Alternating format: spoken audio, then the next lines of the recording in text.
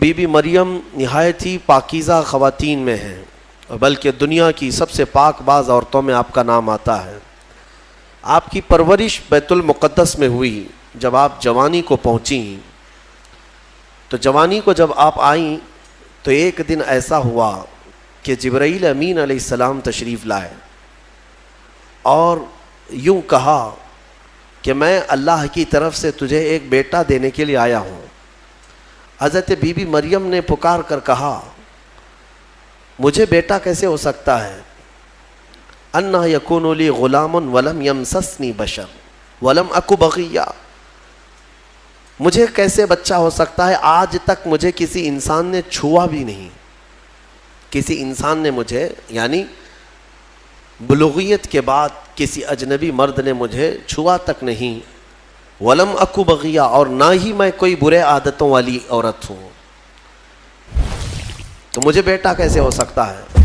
تو جبرائیل امین نے کہا کہ میں تیرے رب کی طرف سے قاصد بن کر کے آیا ہوں، اور تیرا رب یہی چاہتا ہے کہ بغیر کسی انسان کے چھوئے تجھے اللہ ایک بیٹا عطا کرے۔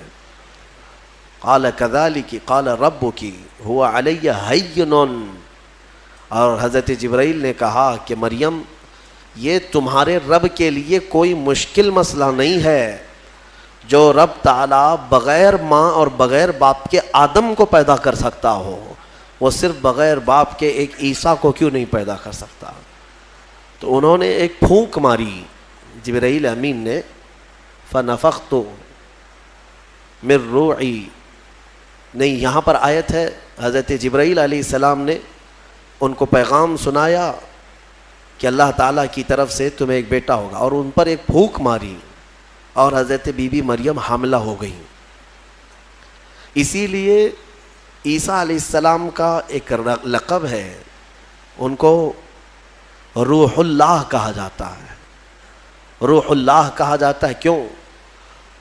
اللہ کی روح نہیں، یہ اللہ تبارک و تعالیٰ کے امر سے، حکم سے، صرف پھونک سے آپ پیدا ہوئے، صرف ایک پھونک سے۔ بی بی مریم جب حاملہ ہو گئیں، اب وہ گھبرانے لگیں۔ یہ تو پتہ ہے جب حضرت بی بی مریم کو معلوم ہے، ان کے رب کو معلوم ہے، لیکن دنیا کیا کہے گی؟ کیا لوگ ایسے ہی مان لیں گے؟ لیکن سارے لوگ حضرت بی بی مریم کی طہارت کو تو مانتے تھے، ان کی پاکیزگی کا سب لوگ اقرار کرتے تھے، لیکن جب آپ حاملہ ہو گئیں تو پھر اللہ تبارک و تعالیٰ کا حکم ہوا آپ کو کہ آپ آبادی سے یہ نکل جائیں، یہاں سے دور نکل جائیں، اور کھجوروں کا ایک باغیچہ ہے اس میں وہ چلی گئیں۔ جب ولادت کا وقت قریب آیا اور اللہ تبارک و تعالیٰ نے انہیں وہاں جانے کا حکم دیا، اب وہاں جب وہ پہنچیں تو درد کی شدت تھی آپ کو بھی، اور حضرت بی بی مریم نے درد زہ میں جو الفاظ کہے وہ بھی قرآن میں آیا، فناداہا من تحتہا اللہ تحزنی قد جعل ربکی تحتکی سریا، وہ پکارنے لگیں اور یہ کہتی تھی یا لیتنی مت قبل ھذا وکنت نسیا منسیا، اے کاش میں اس سے پہلے مر گئی ہوتی۔ یہ درد جو ہوتا ہے نا بچے کی ولادت سے پہلے، یہ بہت شدید ہوتا ہے، اور عورتوں کو اسی کا اجر بھی دیا جاتا ہے۔ اگر بچے کی ولادت کے دوران کسی عورت کا انتقال ہو گیا تو اسے شہید کا مقام دیا جاتا ہے، وہ شہادت ہے، اس کی شہادت کا مقام ہے۔ درد زہ کو، یہ جو ولادت کا درد ہوتا ہے عورتوں کو، بعض حکماء نے کہا ہے، کچھ حکیموں نے، کہ روح نکلنے کے وقت 40 ایسی بڑی ہڈیاں ہیں جس سے روح نکل جاتی ہے تو موت آ جاتی ہے۔ 40 ہڈیوں سے جب روح نکل جائے تو موت آتی ہے۔ بچے کی ولادت کے وقت عورت کی 39 ہڈیوں سے روح نکل چکی ہوتی ہے۔ اب اس سے اندازہ کریں کہ وہ موت کے منہ میں قریب جا کر واپس آتی ہے۔ ایک بچے کو جنم دینا دنیا میں، یہ اللہ تبارک و تعالیٰ ہی ان عورتوں کو صبر دیتا ہے، اور وہ درد اور وہ تکلیف کو برداشت کرنے کی اللہ تبارک و تعالیٰ ہی انہیں طاقت عطا کرتا ہے، ورنہ اس درد کو سہنا ہر ایک کا کام نہیں ہے۔ بہرحال حضرت بی بی مریم نے اس درد کی شدت میں جو پکارا وہ قرآن میں آیا ہے، قرآن میں آیا۔ اسی لیے تو حدیث پاک میں بھی ملتا ہے کہ سوال ہوا میرے آقا صلی اللہ تعالیٰ علیہ وسلم سے کہ میں یا رسول اللہ اپنی بوڑھی ماں کو اپنے کندھے پر بٹھا کر حج کرا چکا ہوں، خانہ کعبہ کے ساتھ طواف اور گرم زمین جس میں ننگے پیر میرے تلووں میں آبلے پڑ گئے ہیں، تو کیا میں نے اپنی ماں کا حق ادا کر دیا؟ حضور پاک صلی اللہ تعالیٰ علیہ وسلم کا جواب سنیں. ان سے فرمایا کہ تم نے اپنے کندھے پر اپنی بوڑھی ماں کو بٹھا کر حج کرایا، طواف کعبہ کروایا، تم اس کے حق کی بات کرتے ہو. جب تم اپنی ماں کے پیٹ میں تھے ایک جھٹکا تم نے جو لگایا تھا اس کا بھی حق نہیں ادا ہوا، کیونکہ بچہ جب گھومتا ہے پیٹ کے اندر ماں کے، ہر گھومنے کے وقت، ہر چکر کے وقت اس کا ایک الگ درد ہوتا ہے. 9 مہینے وہ بچوں کو اٹھاتی ہے. میرے عزیزوں، اگر تمہارے پیٹ میں کھانا زیادہ ہو جائے تو پیٹ بھاری پڑ جاتا ہے اور آپ چل پھر نہیں پاتے، جلدی سے آپ سکون کی جگہ ڈھونڈتے ہیں کہ میں پیٹ خالی کر لوں یا ہلکا کر لوں. اور اس عورت کو، ماں کو اللہ نے 9 مہینے تک تمہارا بوجھ دیا اور وہ اٹھائے گھومتی رہتی، پھرتی رہتی ہے. سیدہ بی بی مریم نے ولادت کے وقت یہ فرمایا. اس کے بعد رب تعالیٰ کی طرف سے یہ ان کو ندا آئی کیا کہ جب وہ وہاں قریب لیٹی تھی ایک پتھر پر اور ان کے قریب میں ہی ایک کھجور کا درخت تھا، رب تعالیٰ نے فرمایا وَهُزِّي إِلَيْكِ بِجِذْعِ النَّخْلَةِ تُسَاقِطْ عَلَيْكِ رُطَبًا جَنِيًّا. مریم اس درخت کو پکڑ کر کے ہلاؤ، تم پر پکی تازی کھجوریں گریں گی. تو ولادت کا وقت ہے ان کا، عیسیٰ علیہ السلام کی پیدائش کا، اور حضرت بی بی مریم کو کھجور کا درخت ہلانے کا حکم ہوا. انہوں نے ہلایا تو پکی کھجوریں ان پر گری. رب تعالیٰ نے فرمایا فَكُلِي وَاشْرَبِي وَقَرِّي عَيْنًا. مریم کھا اور پی لے اور اپنی آنکھوں کو ٹھنڈی کر لے. مفسرین فرماتے ہیں درد زہ کے وقت اگر کسی عورت کو کھجور دیا جائے تو یہ قرآن پاک کے نسخے کے اعتبار سے اللہ تعالیٰ اس کے درد میں آسانی عطا فرماتا ہے، کیونکہ حکیم مطلق رب ذوالجلال نے حکم دیا بی بی مریم کو کہ کھجور کھاؤ، پکی کھجوریں تم پر گریں گی. تو کھجور کا حکم بھی ہے. ہمارے بزرگوں کے ہاں رواج تھا کہ ولادت کے وقت جب تکلیف زیادہ ہوتی تو وہ کچھ کھجوریں لا کر کسی امام کے پاس، عالم دین کے پاس لاتے کہ کچھ دم کر کے دے دیں کہ گھر میں ولادت ہونے والی ہے. اب کہاں ہے، کون سا کھجور، کون سی مٹھائی، سیدھے آپریشن تھیٹر میں لے جانا ہے اور بند کرنا ہے، کاٹنا ہے پھر نکالنا ہے. خیر، اللہ تبارک و تعالی آج بھی جو لوگ اسلام پر چلنا چاہتے ہیں ان کے لیے آسانیاں عطا فرماتا ہے. یقیناً تھوڑی ہی دیر کے بعد حضرت عیسیٰ علیہ السلام کی ولادت ہوئی. یہ بیت اللحم جو جگہ ہے آج بھی وہ فلسطین میں ہے. بیت اللحم جس پتھر پر حضرت عیسیٰ علیہ السلام کی ولادت ہوئی وہ جگہ آج بھی موجود ہے. پھر وہاں سے حضرت بی بی مریم نے اپنے بچے کو اٹھایا. کوئی نہیں تھا وہاں پر، ان کے حمل سے لے کر ولادت تک کوئی بھی قریب نہیں آیا اور نہ زندگی میں کبھی ان کو کسی نے چھوا. آپ نے گود میں اٹھایا. اب کیا کریں گی، بچہ آ گیا ہے. رب تعالیٰ نے فرمایا فَإِمَّا تَرَئِنَّ مِنَ الْبَشَرِ أَحَدًا فَقُولِي إِنِّي نَذَرْتُ لِلرَّحْمَنِ صَوْمًا فَلَنْ أُكَلِّمَ الْيَوْمَ إِنسِيًّا. مریم اب اپنی بستی کی طرف جاؤ گی، اگر کوئی انسان تمہیں نظر آئے، لوگ اگر نظر آئیں تو بات مت کرنا کسی سے، ان سے کہنا آج میں نے چپ رہنے کا روزہ رکھا ہے. ہاں، اس شریعت میں ہوا کرتا تھا چپ کا روزہ، خاموشی کا روزہ، کہ دن بھر خاموش رہنے کا بھی روزہ ہوا کرتا تھا. اب یہ بھی کیسے بتائیں گی، وہ اشارے سے. اس زمانے میں ہوتا تھا جب کوئی خاموشی کا روزہ رکھتا تو وہ اشاروں سے بات کرتا، سامنے والا سمجھ جاتا آج اس کا خاموشی کا روزہ ہے. کاش یہ روزہ اور بھی ہمارے ساتھ ہوا کرتا، لیکن اس شریعت میں ہمارے ہاں چپ کا روزہ نہیں ہے، خاموشی کا روزہ نہیں ہے. میں تو یہ سوچتا ہوں کم سے کم عورتوں کے لیے تو ہو جاتا. خاموشی کا روزہ بڑا ثواب ہے، وہ بہت بڑی غلطیوں سے، گناہوں سے بچ جاتی ہے. آپ کو اندازہ نہیں ہے، میرے آقا صلی اللہ علیہ وسلم نے زبان کو یوں 2 انگلیوں سے پکڑ کر کے فرمایا تھا، پکڑ کر کے تمہارے 2 جبڑوں کے بیچ میں گوشت کا ایک ٹکڑا ہے، حضور نے فرمایا کہ یہ انسان کو جنت میں بھی لے جاتا ہے اور دوزخ میں بھی لے جاتا ہے. ہاں. اور پھر ایک حدیث پاک ہے, حضور فرماتے ہیں 2 جبڑوں کے بیچ میں ایک گوشت کا ٹکڑا زبان, 2 رانوں کے بیچ میں ایک گوشت کا ٹکڑا شرمگاہ, جس نے ان 2 چیزوں کی حفاظت کی ذمہ داری لے لی, میرے آقا فرماتے ہیں میں اسے جنت میں لے جانے کی ضمانت دیتا ہوں, جنت میں لے جانے کی ضمانت دیتا ہوں. یہ 2 چیزوں کی اگر کوئی حفاظت کر لیا. خیر, حضرت بی بی مریم اپنے بچے کو لے کر کے آئیں, لوگ دیکھنے لگ گئے کہ مریم ہے اور اس کے گود میں بچہ ہے. تو ظاہر سی بات ہے قوم کا جو رویہ ہوتا ہے, سیدھے پکار کر کہنے لگے یا اخت ہارون ما کان ابوک امرأ سوء وما کانت امک بغیہ, اے مریم یہ کیا کر لیا تو نے. اخت ہارون جو ہے اس وقت سب سے پاک عورت کو کہا جاتا تھا, اخت ہارون لقب کے طور پر حضرت بی بی مریم کو انہوں نے پکارا. نہ تمہارے باپ برے تھے نہ تمہاری ماں بری تھی, یہ تو نے کیسے کر لیا, یہ بچہ تیری گود میں کیسے آیا. فاشارت الیہ, انہوں نے اشارہ کیا اپنے بچے کی طرف, کیونکہ اللہ تعالیٰ کا حکم تھا اگر کوئی بات کرے تو بات مت کرنا, اپنے بچے کی طرف اشارہ کر دو. آج میں خاموشی کا روزہ ہوں. اشارہ کیا اپنے گود والے بچے کی طرف, 1 دن کا بچہ ہے. تو لوگ بول پڑے کہ تو اس کی طرف اشارہ کر رہے, قالوا کیف نکلم من کان فی المہد صبیا, ہم کیسے بات کریں اس سے جو آج گود میں ہے تیرے, آج کا بچہ ہے.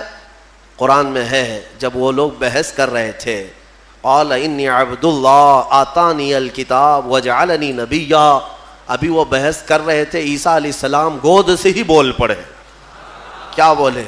بولنے لگے اے لوگوں میں اللہ کا بندہ ہوں, انی عبداللہ, اللہ نے مجھے کتاب عطا کیا ہے, وجعلنی نبیا, اور نبی بنا کر بھیجا ہے, وجعلنی مبارکن اینما کنت, اور جہاں میں رہوں گا برکت کا ذریعہ بنوں گا, اور اللہ تعالیٰ نے مجھے نماز کا اور زکوٰۃ کا حکم دیا ہے, اور میری والدہ کے ساتھ اچھائی کا سلوک کرنے, حسن سلوک کرنے کا حکم دیا ہے. اور پھر آخر میں عیسیٰ علیہ السلام اس جملے پر اپنی بات ختم کرتے ہیں. کون سا جملہ؟ والسلام علی یوم ولدت و یوم اموت و یوم ابعث حیا, سلامتی ہو اس دن پر جس دن میں پیدا ہوا اور جس دن میرا انتقال ہوگا اور جس دن مجھے اٹھایا جائے گا. اتنا بات کیا حضرت عیسیٰ علیہ السلام اور پھر خاموش ہو گئے. یہ معجزہ نہیں تو اور کیا ہے. گود کا آج کا بچہ اتنا وسیع انداز میں بول پڑا, تبھی جا کر کے قوم کی زبان چپ ہو گئی کہ یہ جو آیا ہے مریم کی گود میں یہ کوئی معمولی چیز نہیں ہے. ظاہر سی بات ہے جب رب تبارک و تعالیٰ کسی چیز کو بھیجتا ہے تو نشانیوں کے ساتھ بھیجتا ہے. اب جتنے تھے وہ مان تو گئے کہ بی بی مریم کو کسی نے چھوا نہیں, یہ سچی ہے, اور جب گود کا بچہ بول رہا ہے تو یہ اور سچی بات ہے, یہ محیر العقول چیز ہے, آج تک ہم نے کبھی دیکھا نہیں. عیسیٰ علیہ السلام بولے. پھر اس کے بعد عیسیٰ علیہ السلام کو حضرت بی بی مریم اپنے گھر تو لے گئیں. یہاں پر رک کر کے میں ایک بات عرض کرنا چاہوں گا. حضرت عیسیٰ علیہ الصلوۃ والتسلیم نے جو جملہ کہا وہ یہ ہے کہ جس دن میں پیدا ہوا اس دن سلامتی ہو, یعنی نبی جس دن پیدا ہوتے ہیں وہ سلامتی والا دن ہوتا ہے. عیسیٰ علیہ السلام کی پیدائش کا دن سلامتی والا ہے تو 12 ربیع الاول کیوں نہیں سلامتی والا ہے؟ ہاں, اور نبی خود اپنی ولادت کے دن سلام بھیج رہے ہیں, اور ہم سید الانبیاء کی ولادت پر امتی سلام بھیجیں تو کیا حرج ہے؟ یہ قرآن کا حکم ہے. نبی خود اپنی ولادت کے دن سلام بھیج رہے ہیں اور امتی اپنے نبی کے پیدائش کے دن پر سلام بھیجے تو یقیناً یہ باعث برکت ہے اور قرآن کے مطابق ہے. خیر, یہ حضرت عیسیٰ علیہ السلام کی ولادت کا واقعہ. عیسیٰ علیہ الصلوۃ والتسلیم اپنی ماں کے ہاں رہے ایک زمانے تک, پھر جب جوان ہوئے. اچھا, یہ ایک بات اور بھی بتاؤں, بہت کم عمر میں جن کو نبوت دی گئی, یعنی دنیا میں ظاہری طور پر, وہ 3 نبی ہیں. ایک حضرت عیسیٰ علیہ السلام جن کو گود میں ہی پیدائش میں دے دی گئی, دوسرے یحییٰ علیہ السلام جو حضرت بی بی مریم کے ہاں ان کے باپ حضرت زکریا علیہ السلام نے دعا کی تھی تو اللہ ان کو دیا تھا. یحییٰ علیہ السلام بھی پیدا ہوتے ہی نبی ہو گئے تھے, نبوت کے ساتھ دنیا میں آئے. تیسرے حضرت یوسف علیہ السلام, جب ان کے بھائیوں نے انہیں کنویں میں ڈالا تھا تب ان کو, یہ چھوٹی عمر میں جن کو نبوت دی گئی وہ 3 انبیاء اکرام ہیں. یہ تو دنیا کی زندگی کے اعتبار سے. لیکن اگر کوئی یہ کہتا ہے کہ ہمارے آقا محمد صلی اللہ علیہ وسلم کو 40 سال کی عمر میں نبوت دی گئی تو یہ جملہ غلط ہے. میرے عزیزو، حضور کو نبوت دی گئی نہیں، نبی ہونے کا اعلان کرنے کا حکم دیا گیا. نبوت کب دی گئی وہ خود رسول سے پوچھو. میرے آقا فرماتے ہیں کنت نبیا وآدم بین الماء والطین، میں تو اس وقت بھی نبی تھا جب آدم علیہ السلام کو ابھی مٹی اور پانی میں گوندا جا رہا تھا. آدم علیہ السلام کا ابھی پتلا بھی نہیں تیار ہوا تھا. حضور فرماتے میں اس وقت بھی نبی تھا. تو نبی تو میرے آقا صلی اللہ علیہ وسلم پہلے سے تھے. بہرحال عیسیٰ علیہ السلام اللہ تعالیٰ کی ایک نشانی ہے، ان کی ذات ہی اللہ کی ایک نشانی ہے. کیونکہ عقل میں یہ آ جانا کہ بغیر باپ کے دنیا میں آئے جبکہ ان کی ماں کو کسی مرد نے چھوا نہیں. اسباب تو یہ بتاتے ہیں دنیا میں کہ ایک عورت اور ایک مرد کے اختلاط سے ہی بچہ پیدا ہوتا ہے. دنیا میں بچے کی ولادت ایک مرد اور ایک عورت کے ملنے سے ہی ہوتی ہے. لیکن یہاں عیسیٰ علیہ السلام کی ولادت میں کوئی مرد کا اختلاط نہیں. تو عام انسانوں کے دماغ میں یہ بات نہیں آتی. تو اسباب کی طرف دیکھنے والا انکار کرتا ہے اور خالق اسباب کی طرف جو توجہ کرتا ہے وہ انکار نہیں کرتا. کیونکہ اسباب تو یہ بتاتے ہیں کہ ایک روٹی کھانے کے لیے کئی منزلوں سے سفر کرنا پڑتا ہے، لیکن میرا رحمان چاہے تو سیدھے آسمان سے دسترخوان بھی اتار سکتا ہے. ہاں، یہ اس سے بھی زیادہ تعجب کی بات میں آپ کو بتاؤں، اس سے بھی زیادہ تعجب کی بات، صالح علیہ السلام اللہ کے نبی ہیں. ان کی قوم بڑی سرکش تھی، نافرمان تھی، اور پتھروں کی پوجا کرتے تھے اور پتھروں کے گھر بناتے تھے انہیں تراش تراش کر کے. حضرت صالح علیہ السلام نے ان کو اللہ کی طرف بلایا تو وہ نشانی مانگنے لگے. کوئی نشانی بتاؤ کہ تم اللہ کے رسول ہو. تو اس زمانے میں پتھروں کے لیے ان کا بڑا مسئلہ تھا کہ پتھروں کی عبادت بھی ہے، پتھروں کے گھر بھی بناتے تھے. حضرت صالح علیہ السلام نے اپنی قوم کو ایک جگہ جمع کیا اور ایک پتھر کو، پہاڑ کا ایک پتھر ہے، اس پتھر کو حکم دیا. تو اللہ تعالیٰ نے اس پتھر کے اندر سے ایک اونٹنی پیدا فرمائی، ناقۃ اللہ، اس کو اللہ کی اونٹنی. اب مجھے بتاؤ کیا یہ عقل تسلیم کرے گی کہ ایک اونٹنی کو پیدا ہونے کے لیے اس کے بھی تو ماں باپ ہونے چاہیے، وہ بھی کسی اونٹنی کی پیٹ سے پیدا ہوگی؟ لیکن اتنا محیر العقول واقعہ کہ پتھر اور اونٹنی کا کیا میل. ہاں، یہ بھی بات سمجھ میں آ سکتی ہے کہ ہاتھی کے ہتھنی کے پیٹ سے کوئی اونٹنی پیدا ہو گئی، یا کسی جانور کے پیٹ سے کوئی دوسرا جانور پیدا ہو گیا، کچھ قریب تو سمجھ میں آتا ہے. لیکن پتھر کے اندر سے اونٹنی پیدا ہونا یہ سمجھ میں آتا ہے. اللہ تبارک و تعالیٰ جب اپنی نشانیاں دکھانا چاہتا ہے تو اسی طرح کی معجزے اپنے نبیوں کو دیتا ہے اور ظاہر کرتا ہے تاکہ لوگ ان اللہ کے نبیوں کی حقانیت کو تسلیم کریں. اسی لیے ہم کہتے ہیں کہ پتھروں سے پانی کا جاری ہونا سمجھ میں آتا ہے. اگر تم پیاسے ہو، ہم نے کہیں پتھر میں سوراخ کر دیا اور پانی بہنے لگ گیا تو آپ پانی پی لیں گے. ہو سکتا ہے تھوڑا بہت تعجب کریں گے، تھوڑا بہت تعجب کریں گے، ہاں انہوں نے پتھر سے پانی نکال دیا. لیکن دماغ میں تمہاری یہ تو ہے کہ بہت سارے پہاڑوں میں دیکھا ہے ہم نے پتھروں کے بیچ سے پانی بہتا ہے. لیکن محمد الرسول اللہ صلی اللہ علیہ وسلم کے صحابہ جب پیاسے ہوئے تو پتھر سے میرے آقا نے نہیں، انگلیوں کے بیچ سے پانی جاری کر کے دکھایا. سمجھ میں آتی ہے یہ بات؟ پتھر سے نکلنا تو سمجھ میں آتا، انگلیوں سے نکلنا، اور انگلیوں سے میرے عزیزو پسینہ نہیں کہ 2 بوند 4 بوند نکل گیا ہو پانی اور اس کو جمع کر لیا ہو. بلکہ صحابہ فرماتے ہیں اس وقت مجمع میں 1400 صحابہ تھے اور سارے صحابہ نے پیٹ بھر کر پانی پیا. پنجاب رحمت حضور کی انگلیوں سے جو نکلے اس پانی سے سارے صحابہ 1400 صحابہ نے پانی پیا، اپنے مویشیوں کو، جانوروں کو پلایا، اپنے برتنوں میں اور اپنے مٹکوں میں سب بھر بھی لیا. اور صحابی فرماتے ہیں اس وقت اگر ہم 10,000 بھی ہوتے تو وہ پانی کم نہ ہوتا، اس سے زیادہ کی تعداد بھی ہو. یہ جو معجزے ہیں اللہ تبارک و تعالیٰ کے، یہ نبیوں کے لیے دیے جاتے ہیں. اور یہ نشانیاں حضرت عیسیٰ علیہ الصلوۃ والتسلیم اللہ رب العزت کی کھلی نشانی تھے. اب آگے میں بتاتا ہوں. ایک تو ان کی پیدائش ہی نشانی ہے، ان کی ولادت ہی ایک نشانی ہے. لیکن جب آپ جوان ہوئے اور لوگوں کو اللہ کی طرف بلائے، ایک خدا کی دعوت، اس کے باوجود لوگ نشانیاں پوچھتے رہے، کیونکہ وہ یہودیوں کی جماعت میں آئے تھے. بنی اسرائیل میں حضرت عیسیٰ علیہ السلام پیدا ہوئے، اس وقت یہودی تھے، اور یہودی نافرمان قوم، اکثر نبیوں کو جھٹلایا کرتے، یہاں تک کہ نبیوں کا قتل بھی کرنے میں ان کا بڑا ہاتھ رہا ہے. یہودیوں نے تقریباً 10,000 نبیوں کو قتل کیا ہے.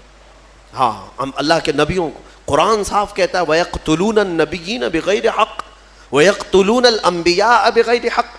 ناحق یہ نبیوں کو قتل کیا کرتے تھے یہ یہودی، کیونکہ ان کی طبیعت کا اگر مسئلہ نہیں ملتا تو نبی کو مار دیتے. ان کو اپنی طبیعت کا مسئلہ چاہیے ہوتا، شریعت ان کو ویسی چاہیے جیسا وہ چاہیں. انبیاء کرام علیہ السلام کوئی کمپرومائز کرنے کے لیے نہیں آتے، وہ حق کے داعی ہوتے ہیں، حق کے داعی ہوتے ہیں.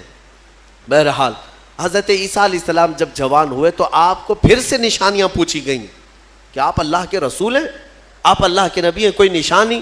اب اللہ تعالیٰ نے آلریڈی ان کی ولادت ایک نشانی ہے، پھر ان کو معجزے عطا کیے. کون کون سے معجزے؟ عیسیٰ علیہ السلام کو 3 معجزے اور دیے گئے. 3 معجزے وہ کیا تھے؟ عیسیٰ علیہ السلام خود اپنی زبان میں فرماتے ہیں، جس کو قرآن میں اللہ تبارک و تعالیٰ نے بیان فرمایا. کیا ہے؟ احیی الموتى باذن اللہ، ابرئ الاکمہ والابرص واحیی الموتى باذن اللہ. اور ایک ہے وانبئکم بما تاکلون وما تدخرون فی بیوتکم. 3 معجزے. توجہ چاہتا ہوں، عیسیٰ علیہ السلام کو 3 معجزے دیے گئے. پہلا معجزہ، کوڑ کی بیماری والے، سفید داغ والے کوئی بھی بیمار آئیں، عیسیٰ علیہ السلام اپنا ہاتھ رکھتے تو صحیح ہو جاتا. ابرئ الاکمہ والابرص، کوڑ والا، سفید داغ والا، یہ بیمار اگر حضرت عیسیٰ علیہ السلام کے پاس آتا تو آپ اس کو ہاتھ پھیر دیتے تو اس کی بیماری ختم ہو جاتی.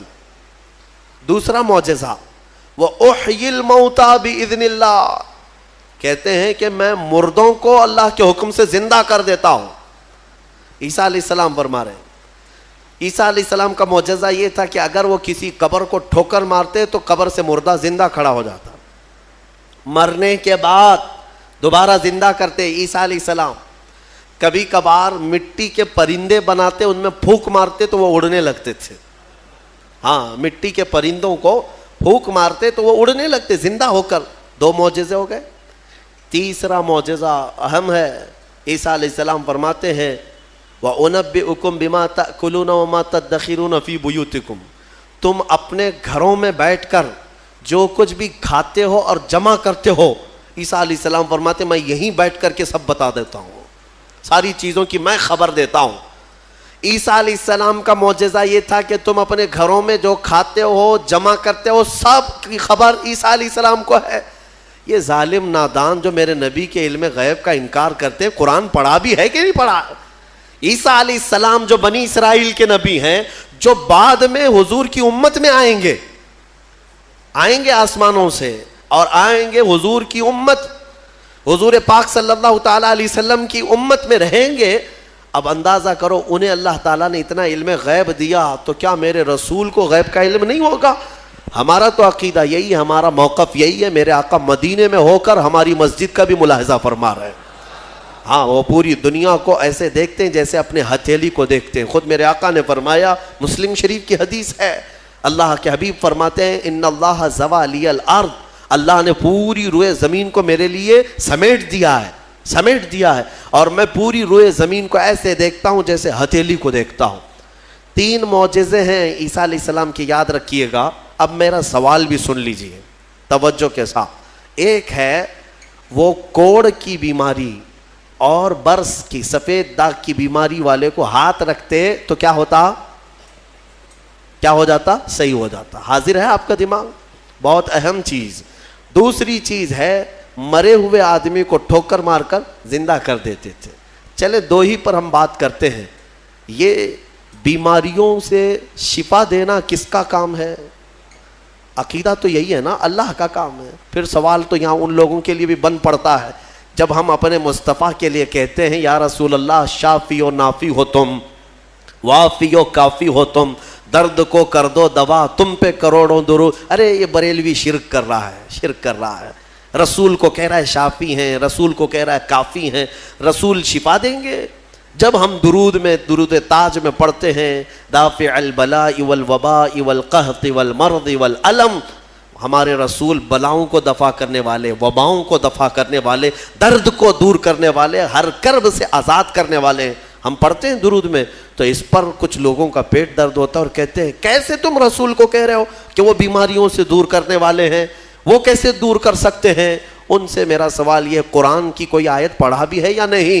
عیسیٰ علیہ السلام خود کہہ رہے ہیں کوڑ کی بیماری اور برس کی بیماری والے کو میں ہاتھ رکھ دوں تو صحیح ہو جاتا ہے۔ عیسیٰ علیہ السلام ہاتھ رکھ دیں تو صحیح ہو جاتا ہے۔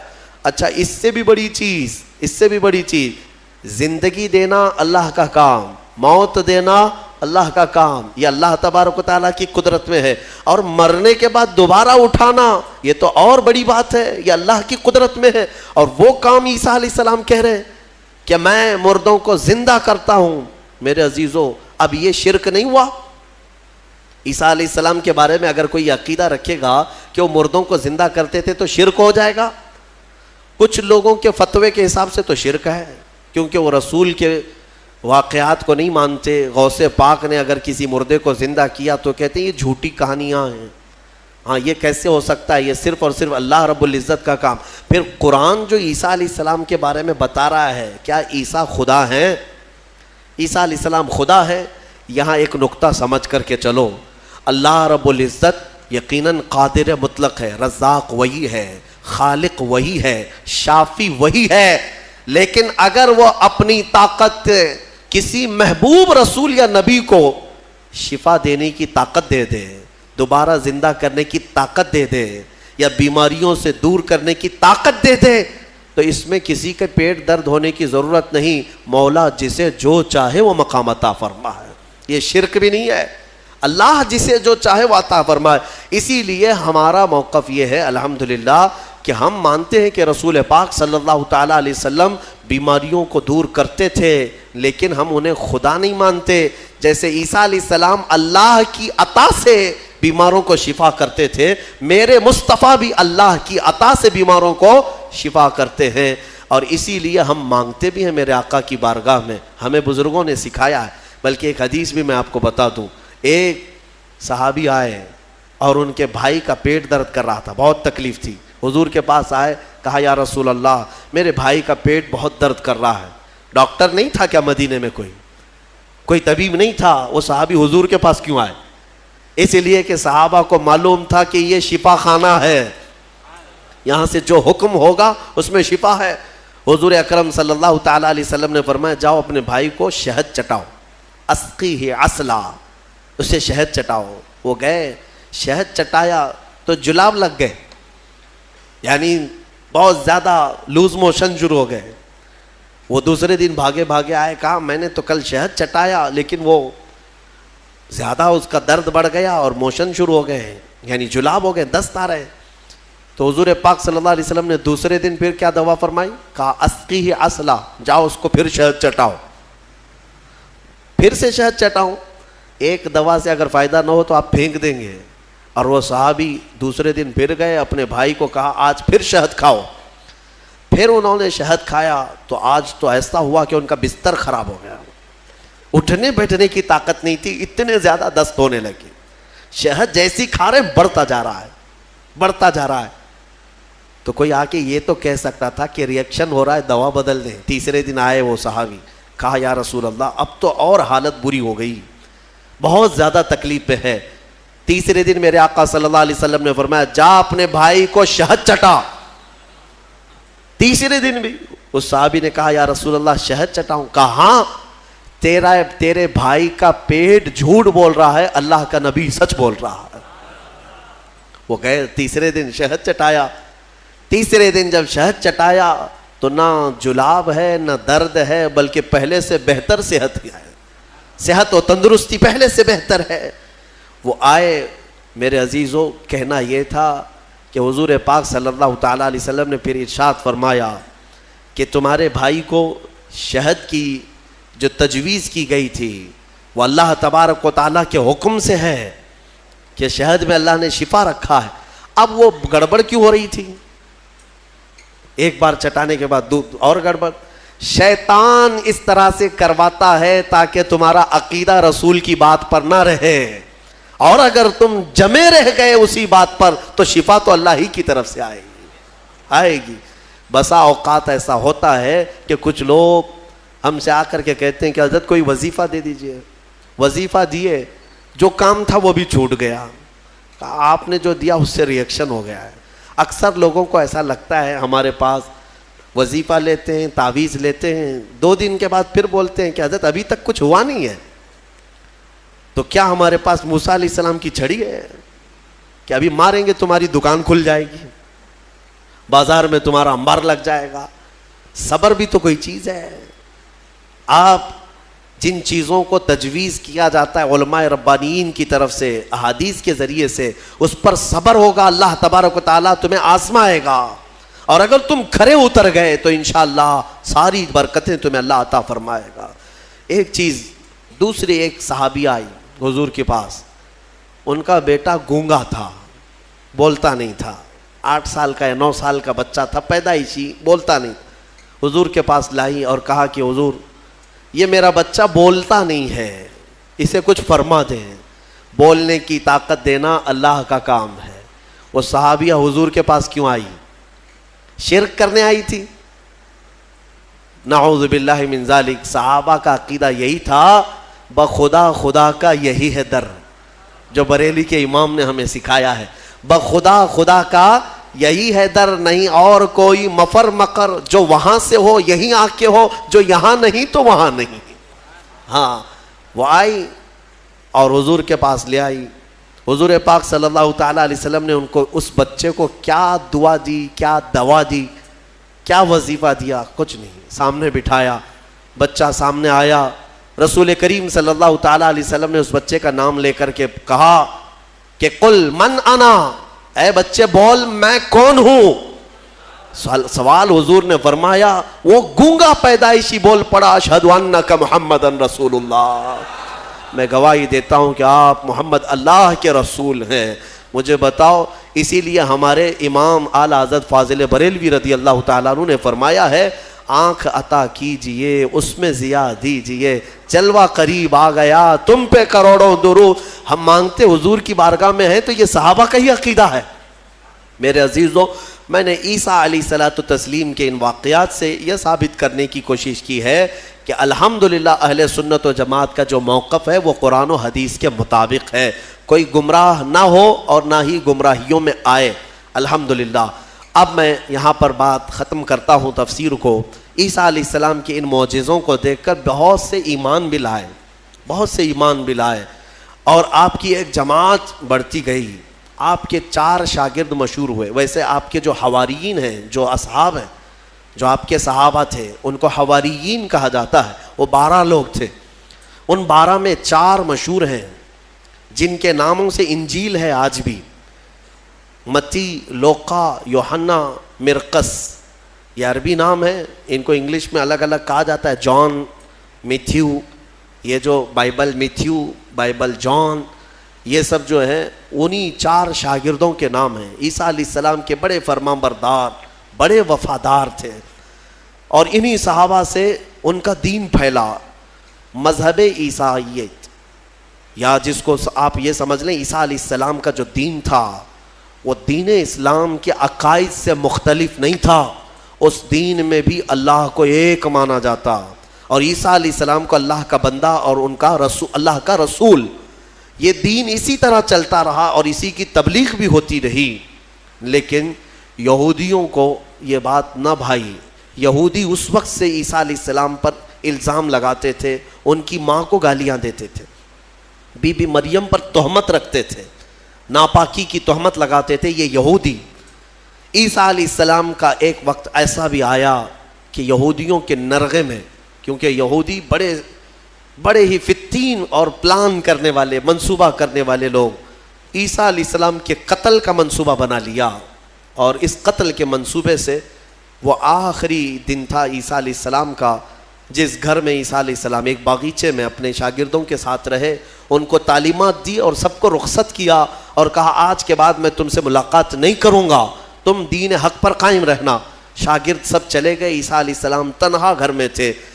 یہودیوں کی ایک جماعت آئی قتل کے منصوبے سے, اور سب کے سب ہتھیار سے لیس ہو کر حضرت عیسیٰ علیہ السلام کے گھر کا گھیراؤ کر لیے, اور گھیراؤ کر کے رات کے وقت آپ کو قتل کا منصوبہ تھا, لیکن یہودیوں نے اپنے ایک آدمی کو اندر بھیجا کہ جاؤ دیکھ کر کے آؤ عیسیٰ کیا کر رہے ہیں, کس حالت میں ہے. ایک شخص اندر آیا عیسیٰ علیہ السلام کو دیکھنے کے لیے, یہودیوں کا ایک شخص اندر آیا, اور جیسے ہی وہ اندر آیا قرآن میں مولا فرماتا ہے وَلَكِنْ شُبِّهَ لَهُمْ, یعنی جس کا مفہوم یہ ہے کہ اللہ نے عیسیٰ علیہ السلام کی شکل اس آدمی کو دے دی, اور عیسیٰ علیہ السلام کو آسمانوں پر اٹھا لیا, آسمانوں پر اٹھا لیا. بر رفعہ اللہ الیہ, قرآن میں اللہ فرماتا ہے اللہ نے ان کو اپنی طرف اٹھا لیا. عیسیٰ علیہ السلام آج بھی زندہ ہیں, آسمانوں پر باقی ہیں. اب وہ شخص اندر آیا, بہت دیر تک وہ باہر نہیں آ رہا تھا, تو یہودی باہر جو کھڑے تھے وہ پریشان تھے کہ ہمارا جو آدمی گیا ہے وہ آیا نہیں ابھی تک. اس کے بعد سبوں نے کہا چلو کہاں اس کو دیکھیں گے, حملہ کرتے ہیں. سب کے سب گھس گئے, اور اندر جو شخص تھا وہ عیسیٰ علیہ السلام کی شکل کا دکھ رہا تھا, اسی کو پکڑ کر لائے, اس کو خوب مارا, اور پھر لا کر کے باہر سولی پر چڑھا دیا, سولی پر چڑھا دیا, سلیب پر, اور پھانسی دے دی. پھانسی دینے کے بعد پھر ان کو یاد آیا ہمارا آدمی کہاں گیا جو ڈھونڈنے کے لیے گیا تھا.